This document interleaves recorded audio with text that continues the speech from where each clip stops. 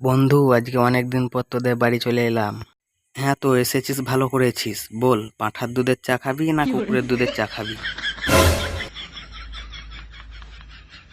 আরে ভাই, আমি কোনো দুধেরই চা খাবো না।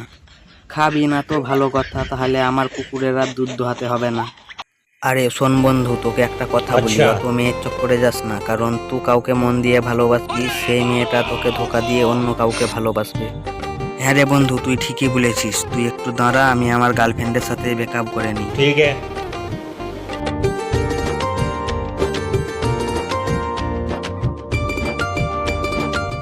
হ্যালো পিয়া, তুমি আমাকে ভুলে যাও। আজ থেকে তোমার আমার ব্রেকআপ। আমিও এটাই ভেবেছিলাম যে তোমার সাথে ব্রেকআপ করে নেব, কারণ তুমি একটা ছেলে না, হিজড়ে।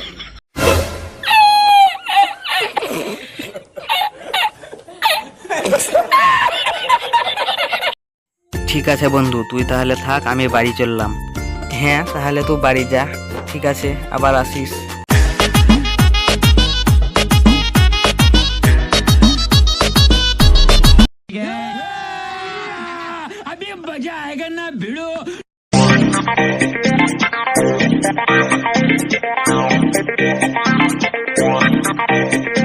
হ্যালো পিয়া, তোমার সাথে আমার বন্ধু ব্রেকআপ করে দিয়েছি। এবার আমরা দুজনে একসাথে শান্তিতে কথা বলবো।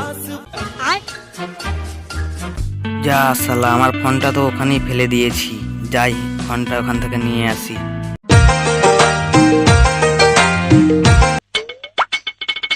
वाह क्या सीन है। যা শালা, আমার বন্ধু তো আমাকে ধোকা দিয়ে আমার গার্লফ্রেন্ডটাকে পটিয়ে নিল। দাঁড়া, শালাকে দেখছি। বন্ধু তুই? হ্যাঁ আমি। তুই আমাকে ধোকা দিয়ে আমার গার্লফ্রেন্ডটাকে পটিয়ে নিলি। শালা, তোকে কিছু বলি রে?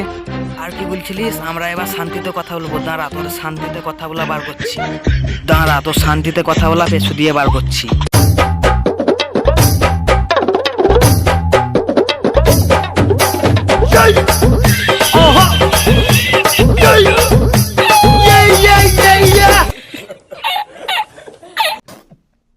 যা শালা, আয়াকে তো আমি সত্যিকারই মেরে দিলাম। এবার কি হবে? এখান থেকে আমি ভালোই কেটে পড়ি, নাহলে ফেঁসে যাবো।